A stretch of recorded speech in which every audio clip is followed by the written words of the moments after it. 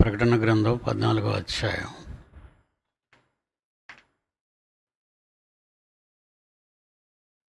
15, 16 అయిపోయి ఒకసారి చదువుకుంటూ 17లోకి వెళ్దాం. అప్పుడు మరి ఒక దూత దేవాలయములో నుండి వెడలి వచ్చి భూమి మీద పైరు పండి ఉన్నది, కోతకాలము వచ్చినది, నీ కొడవళ్ళు పెట్టి కూయుమని గొప్ప స్వరముతో ఆ మేఘము మీద ఆసీనుడై ఉన్న వానితో చెప్పెను. మేఘము మీద ఆసీనుడై ఉన్నవాడు తన కొడవలి భూమి మీద వేయగా భూమి పైరు కోయబడెను. 17 ఇంకొక దూత పరలోకముందున్న ఆలయములో నుండి వెడలి వచ్చెను. ఇతని యొద్దను వాడిగల కొడవలి ఉండెను. మరి ఒక దూత బలిపీఠము నుండి వెడలి వచ్చెను. ఇతడు అగ్ని మీద అధికారము నొందినవాడు. ఇతడు వాడియైన కొడవలి గలవానిని గొప్ప స్వరముతో పిలిచి భూమి మీద ఉన్న ద్రాక్ష పండ్లు పరిపక్వమైనవి, వాడియైన నీ కొడవలి పెట్టి దాని గెలలు కోయమని చెప్పెను. కాగా ఆ దూత తన కొడవలి భూమి మీద వేసి భూమి మీద ఉన్న ద్రాక్ష పండ్లను కోసి దేవుని కోపమును ద్రాక్షల పెద్ద తొట్టిలో వేసెను. ఆ ద్రాక్షల తొట్టి పట్టణమునకు వెలుపట త్రొక్కబడెను. 100 కోసుల దూరము గుర్రముల కళ్ళెము మట్టుకు ద్రాక్షల తొట్టిలో నుండి రక్తము ప్రవహించెను. ఇదంతా నరసంహారము గురించి, ఈ చివరి దినాల్లో జరిగే నరసంహారము గురించి దేవుడు 2000 సంవత్సరాల క్రితం రాయించిన వాస్తవాలు ఇవన్నీ. కొడవలి కొడవలి కొడవలి కొడవలి కొడవలి, కోత కోత కోత కోత, రక్తం పారుతుంది, శవాలు గుట్టలుగా వేయబడుతున్నాయి. ఈ తరంలో మనం అనుభవిస్తున్న కళ్ళతో చూస్తున్నటువంటి వాస్తవాలను మనం ఆలోచిస్తుంటే ఇక రాబోయే దినాలన్నీ చాలా భయంకరంగా ఉంటాయి అని దేవుడు చెబుతున్నాడు.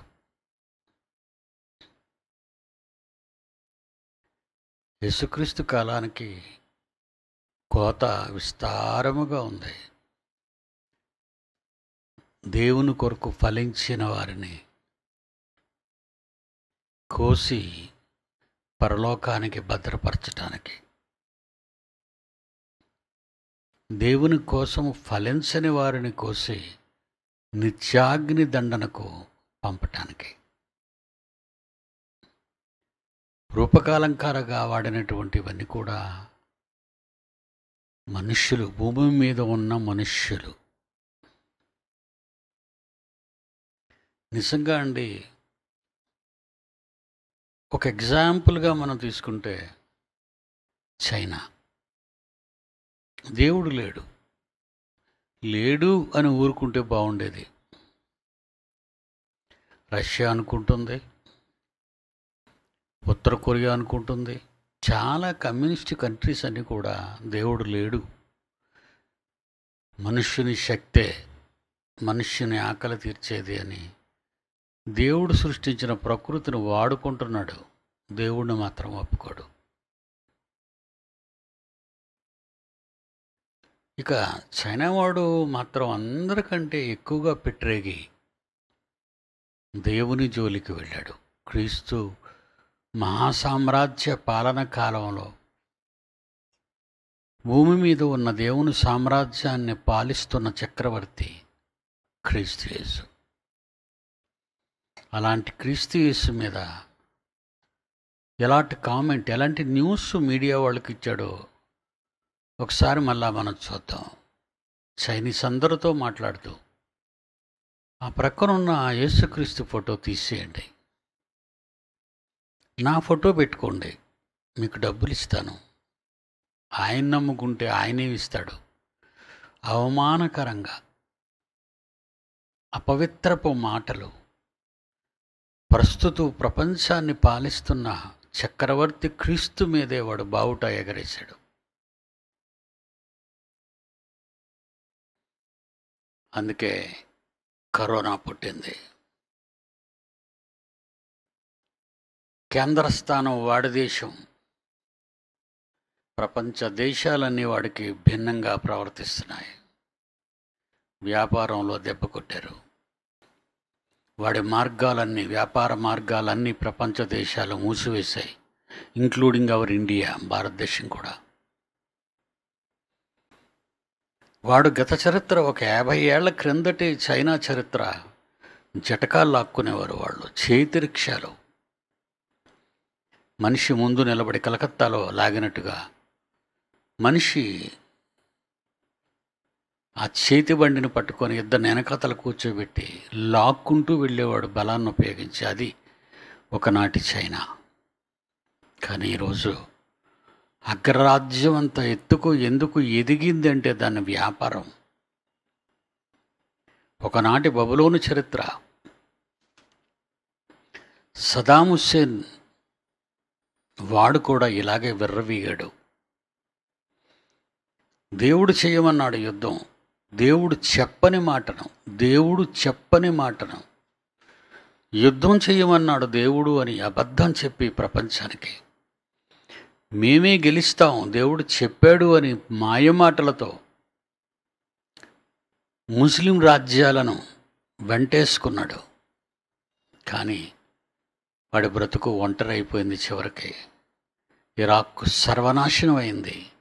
మరొక 50 ఏళ్ళ వరకు ఇరాక్ తిరిగి పునర్నిర్మాణం జరగదు. అది చరిత్రలో 1990 నుంచి 2000 వరకు జరిగిన గొప్ప చరిత్ర ఇరాక్ది.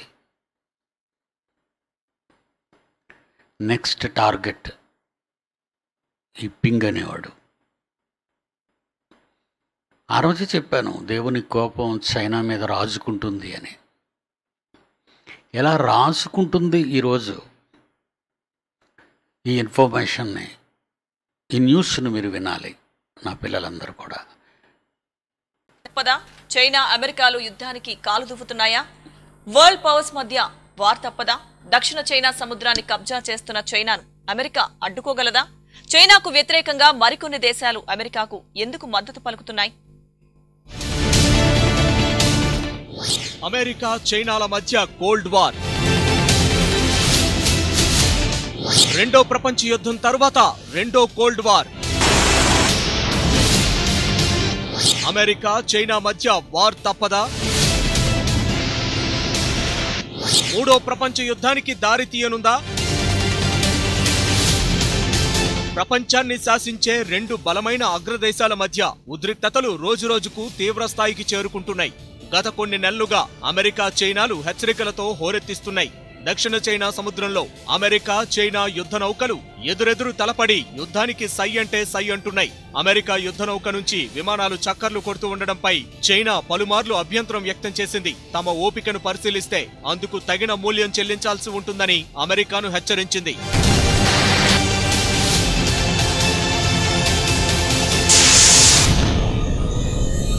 వాస్తవానికి అమెరికా చైనాల మధ్య ఉద్రిక్తతలు జూలై 4 తర్వాత తీవ్ర స్థాయికి చేరుకున్నాయి. ఓవైపు దక్షిణ చైనా సముద్రంలో చైనా నావికాదళం, వాయుసేన విన్యాసాలు జరుపుతుంటే, మరోవైపు అమెరికా అదే సమయంలో శక్తివంతమైన యుద్ధ నౌకలను దక్షిణ చైనా సముద్రంలో మోహరించింది. USA Nimitz, USA Ronald Reagan carrier strikes group యుద్ధ విన్యాసాలను ముమ్మరం చేశాయి.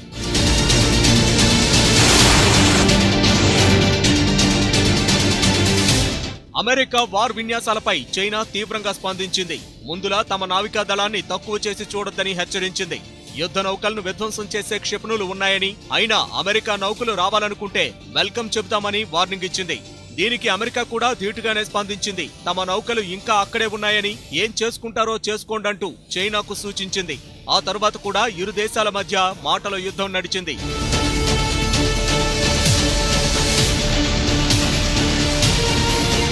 కోల్డ్ వార్ కు అమెరికానే కారణమని చైనా ఆరోపిస్తోంది.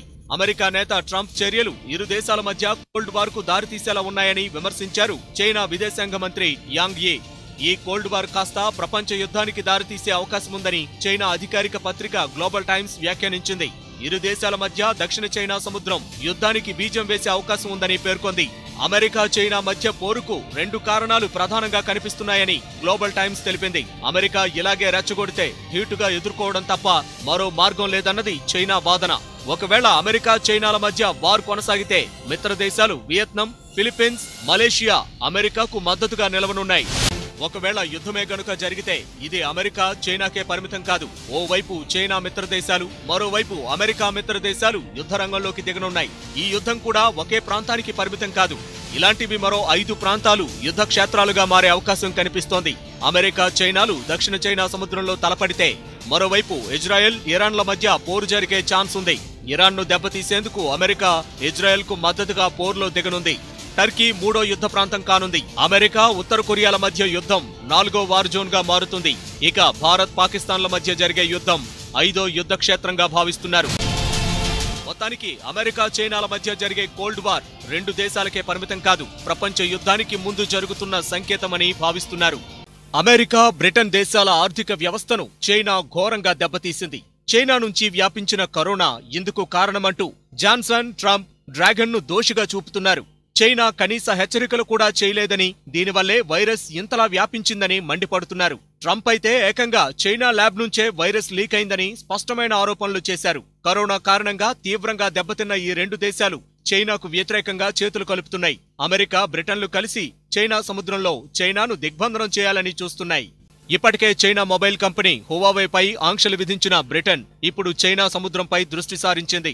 డ్రాగన్ కు బుద్ధి చెప్పడానికి దక్షిణ చైనా సముద్రంలో రాయల్ నేవీకి చెందిన అతిపెద్ద air craft carrier HMS queen Elizabeth ను మోహరించనుంది. అమెరికా, జపాన్లతో కలిసి HMS క్వీన్ ఎలిజబెత్ యుద్ధ విన్యాసాలు జరపనుంది.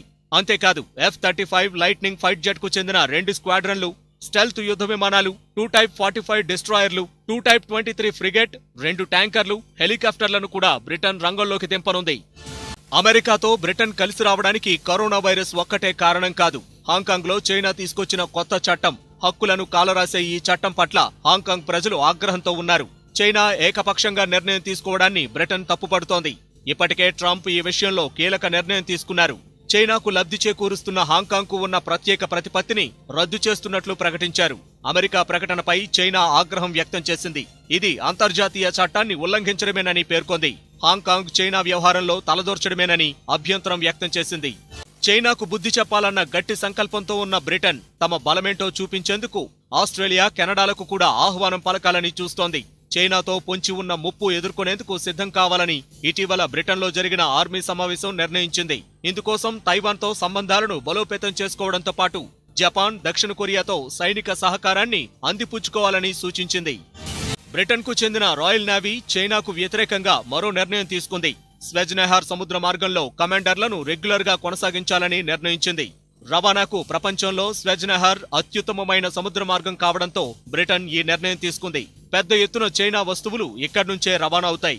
అమెరికా చైనా కోల్డ్ వార్ ప్రపంచ యుద్ధం దిశగా మళ్లుతోంది. ఈ నేపథ్యంలో రాయల్ నేవీ ఎయిర్ క్రాఫ్ట్ ను దక్షిణ చైనా సముద్రంలోకి పంపాలన్న బ్రిటన్ నిర్ణయంతో చైనాకు మరిన్ని కష్టాలు పెరిగాయి. నిప్పు రాజుకుంటుంది.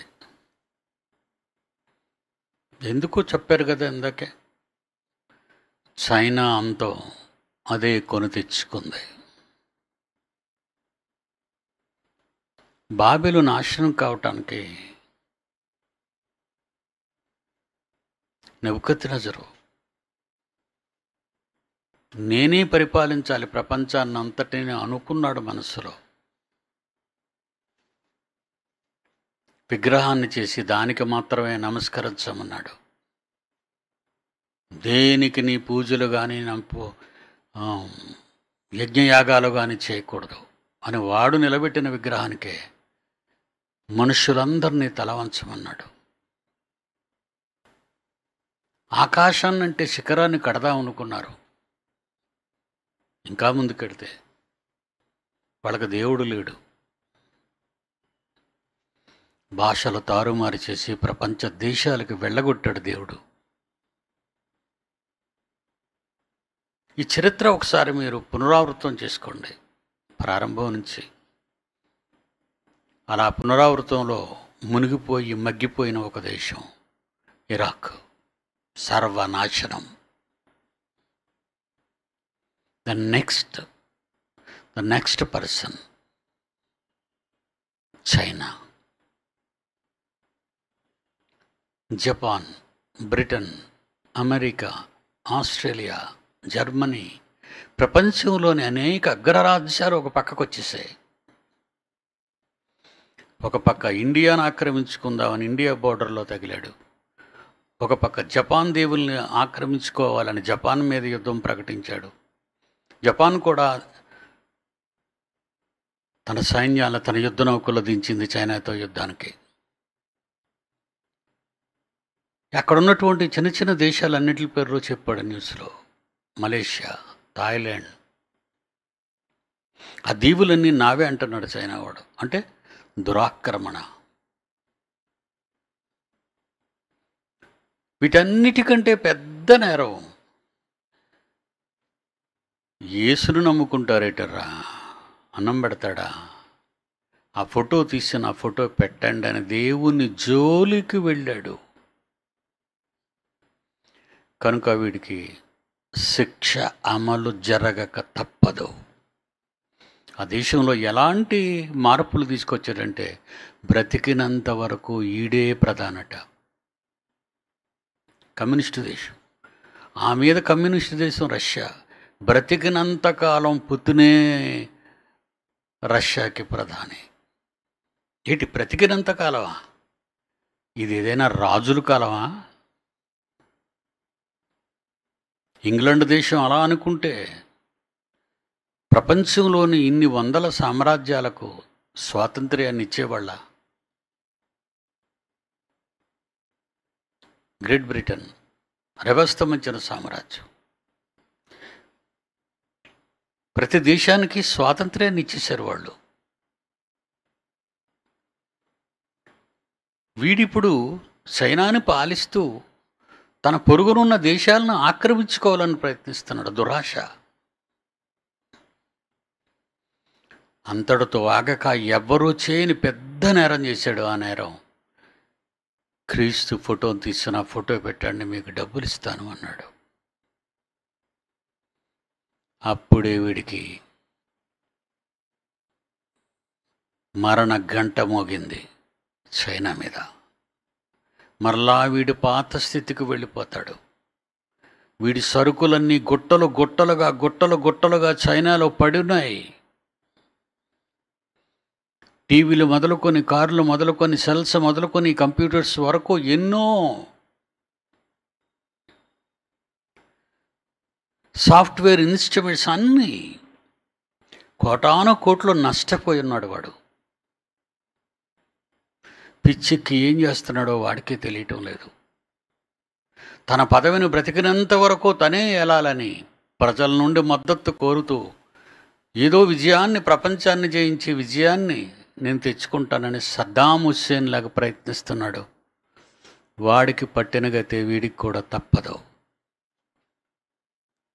ఈ మరణ మృదంగాన్ని దేవుడు 2000 సంవత్సరాల క్రితమే ఈ అక్రమ రాజ్యాల గురించిన బ్రతుకును వెల్లడించాడు. బాగ్దాద్ బ్రతుకు పుస్తకం రాశాను, ఇక చైనా బ్రతుకు పుస్తకాన్ని రాయాలి. వినడు వాడు, ఎవరు చెప్పినా వినడు. కీర్తనల గ్రంథం 120వ అధ్యాయము 7వ వచనం. కీర్తనల గ్రంథము 120వ అధ్యాయము 7వ వచనం. నేను కోరినది సమాధానమే. నేను కోరుకున్నాను సమాధానం, పీస్ఫుల్, పీస్, సమాధానాన్ని కోరుకున్నాను. అయినను మాట నా నోట వచ్చిన తోడనే మాట నా నోట వచ్చిన తోడనే వారు యుద్ధమునకు సిద్ధమగుదురు. వారు యుద్ధమునకు సిద్ధమగుదురు.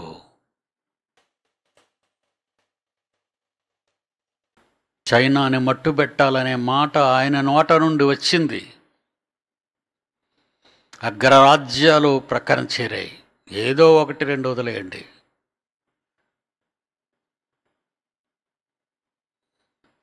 రష్యాతో గొడవలే వీడికి ఈ కరోనా విషయంలో.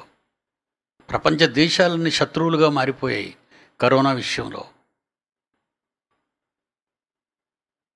ఈ రోగం రావటం అనీతిమంతులకు శిక్షాకాలం, దుర్మార్గులకు సంహారం. కొడవలి, ఏ కొడవలి సుత్తుని నమ్ముకున్నాడో, ఏ కంకి కొడవలిని నమ్ముకున్నారో ఈ కమ్యూనిస్టు దేశాలు, పోయే కాలం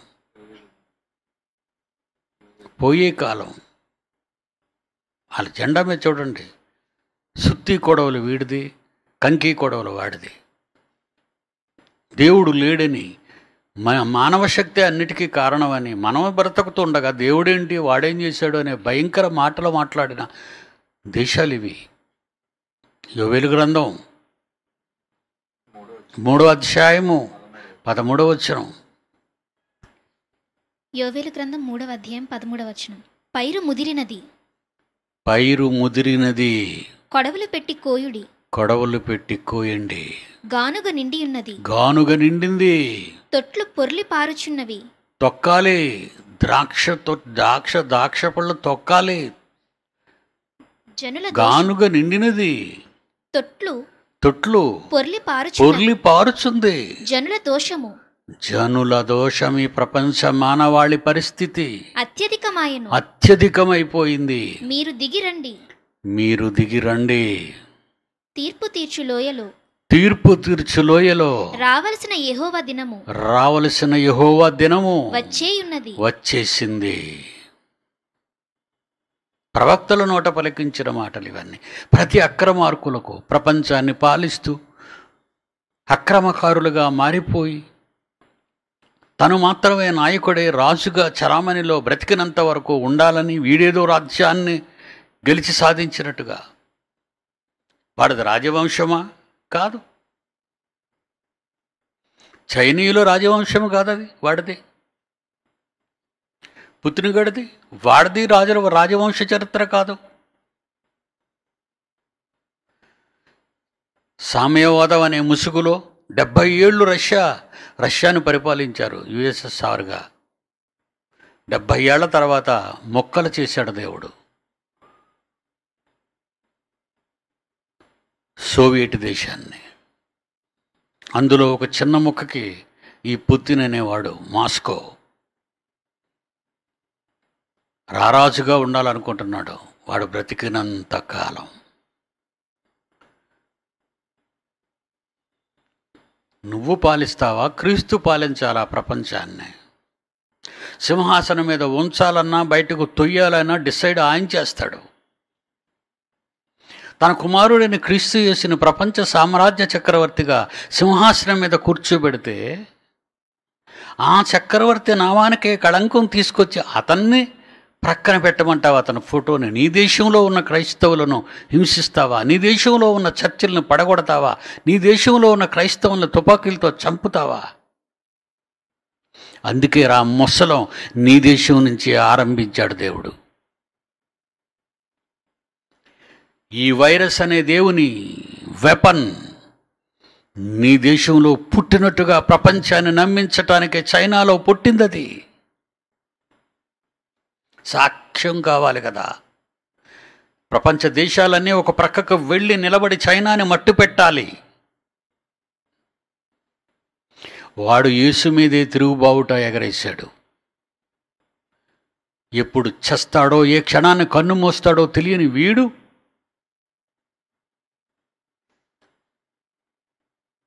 ఎప్పుడూ కళ్ళు మూసుకుపోయినట్టుగా ఉన్న వీడి జాతి చక్రవర్తినే తీసేయమంటావా? క్రైస్తవుల హృదయాలలో నుండి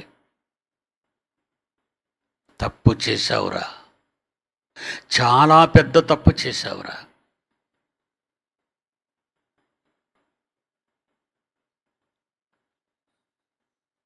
కీర్తనలు చదవం, ఇందాక చదివింది 120 కీర్తన 7వ వచనం.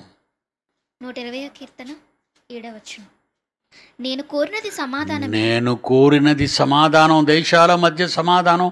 ఆ దేశాలు దేవునితో సమాధానపడాలి. నువ్వు దేవునితో సమాధాన పడితేనే నీ దేశం వర్ధిల్లుతుంది. వర్షాలు నీ శ్రమశక్తి వలన పుట్టవురా, రావురా.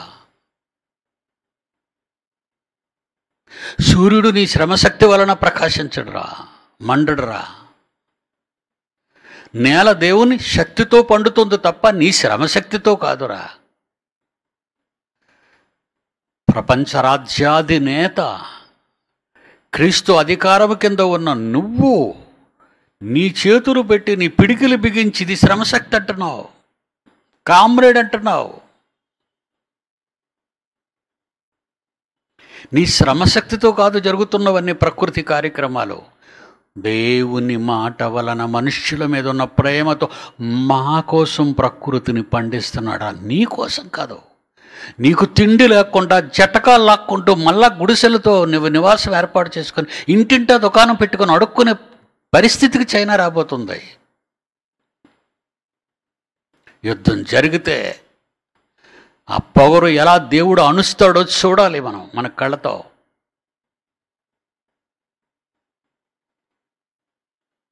చదువమ్మా. 120వ కీర్తన 7వ వచనం. నేను కోరినది సమాధానం అయినను మాట నా నోట వచ్చిన తోడనే. మాట నా నోట వచ్చింది, నా కొడుకు నోట నీవు అన్న మాట, నీ న్యూస్ నా కొడుకు నోట వచ్చింది, నీ అంతు చూడమని. వారు యుద్ధమునకు సిద్ధమగుదురు. దేశాలన్నీ ఏకమైపోయాయి నీతో యుద్ధానికి. జపాన్, బ్రిటన్, అమెరికా, ఆస్ట్రేలియా, ప్రపంచంలోని అగ్రరాజ్యాలు ఎక్కువ 7 అగ్రరాజ్యాల్లో ఇంచుమించు 5 అగ్రరాజ్యాలు ఆ పక్క ఒక పక్కకు వచ్చాయి. ఇండియా కూడా అమెరికా వైపే ఉంది. ఎందుకంటే మా బోర్డర్లో కూడా వచ్చావు నువ్వు.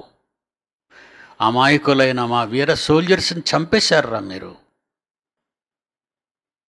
ఏం చేసుకుంటావురా కొండల ప్రాంతం అంతా?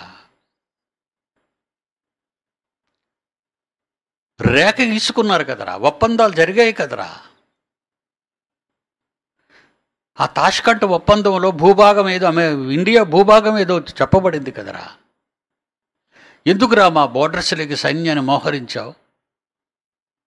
అందుకే నీ దేశం చుట్టూ సముద్ర జలాలలో మనుష్యుల బలాలు వచ్చాయి. ఓడలు దిగిపోయాయి, విమానాలు దిగిపోయాయి, సోల్జర్స్ దిగిపోయారు.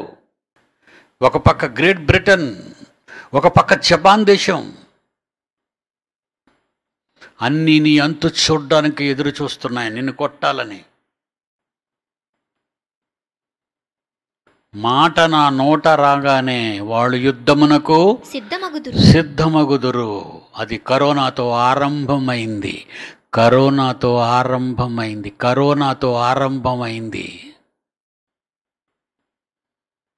నిన్ను ఉత్తరవాదిగా నిలబెట్టాడు దేవుడు ప్రపంచానికి, నేరస్తుడుగా నిలబెట్టాడు దేవుడు నిన్ను. నీ దేశంలో పుట్టింది కనుక ఇది దేవుడు పంపిన సైన్యురా ఈ వైరస్. మరి మొదటగా నీ దేశంలోనే ఎందుకు ప్రారంభమైంది?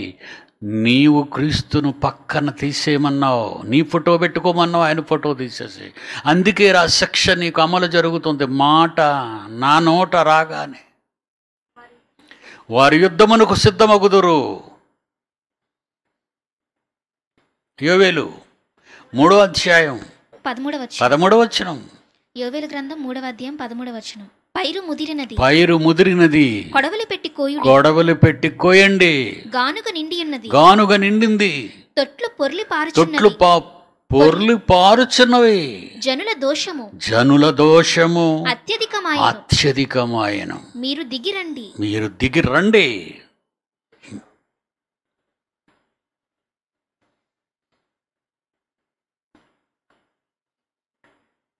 ఈ ప్రకటన 14వ అధ్యాయం 19-20 వచనాలు.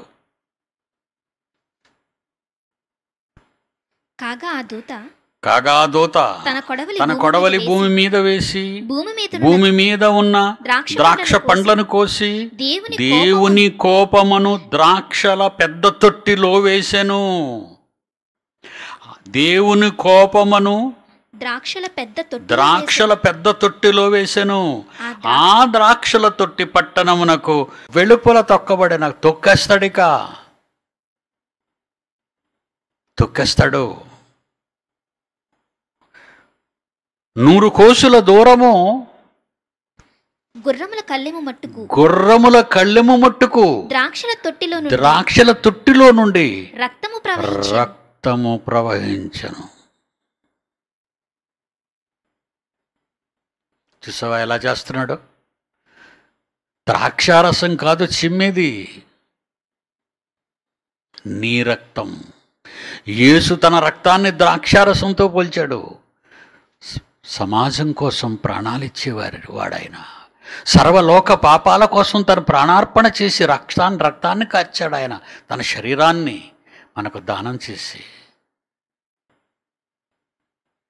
నువ్వు నీ దేశాన్ని దోచుకుంటూ ప్రపంచ దేశ ప్రజలను దోచుకోవాలని కుట్రతో దురాక్రమణలతో నీ చుట్టూ ఉన్న దేశాల మీద విరగబడుతున్నావు. నీ మాయ టెక్నాలజీతో నీకొక చంద్రుడు, నీకొక సూర్యుడు. అంటే దేవునికే ఎదురెళ్తావా నువ్వు? దేవునికే ప్రతిష్ఠ చేస్తావా నువ్వు? కళ్ళు మూసుకుపోతున్నాయిరా. నీ జాతికి కూడా కళ్ళు మూసుకుపోతున్నాయి. మూసుకుపోయి పుడతారు మీరు. యెషయా గ్రంథం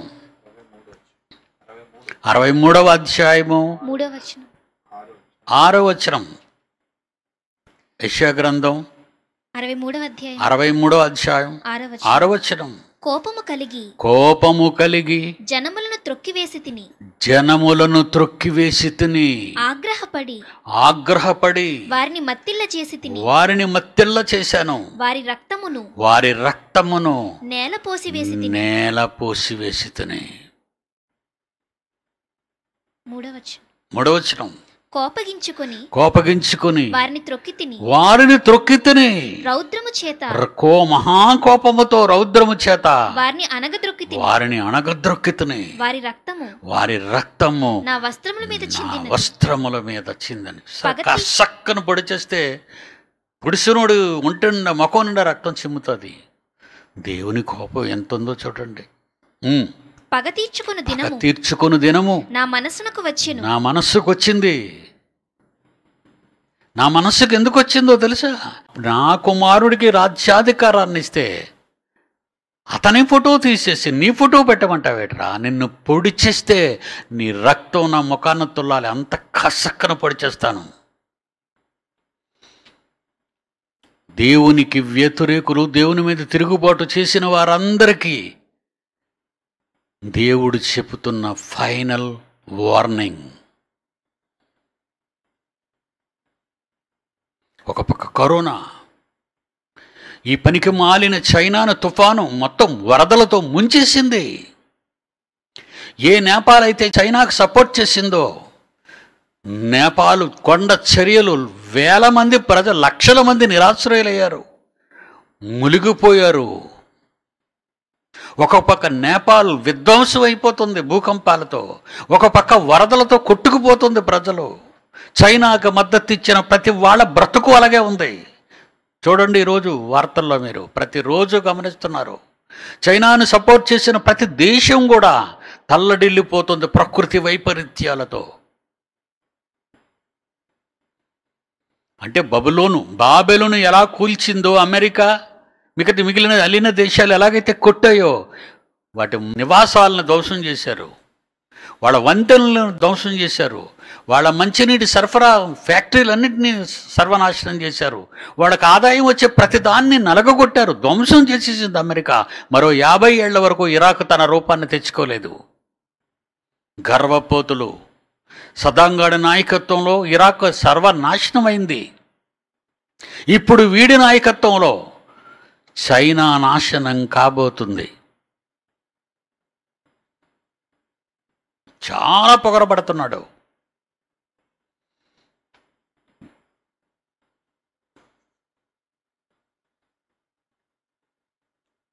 మరి యొక్క దూత 18వ వచనం, 14వ అధ్యాయం ప్రకటన. మరి యొక్క దూత బలిపీఠము వెడలి వచ్చెను, అతడు అగ్ని మీద అధికారము నొందినవాడు. ఇతడు వాడి అయిన కొడవలి గనవాని గొప్ప స్వరముతో పిలిచి, భూమి మీద ఉన్న ద్రాక్ష పండ్లు పరిపక్వమైనవి, వాడి అయిన నీ కొడవలిని పెట్టి దాని గెలలు కొయ్యమని చెప్పెను. కాగా దూత తన కొడవలి భూమి మీద వేసి భూమి మీద ఉన్న ద్రాక్ష పండ్లు కోసి దేవుని కోపమును ద్రాక్షల పెద్ద తొట్టిలో వేసెను. ఆ ద్రాక్షల తొట్టె పట్టణమునకు వెలుపడ త్రొక్కబడెను. 100 కోసుల దూరము గుర్రముల కల్లెము మట్టుకు ద్రాక్షల తొట్టిలో రక్తము ప్రవహించెను.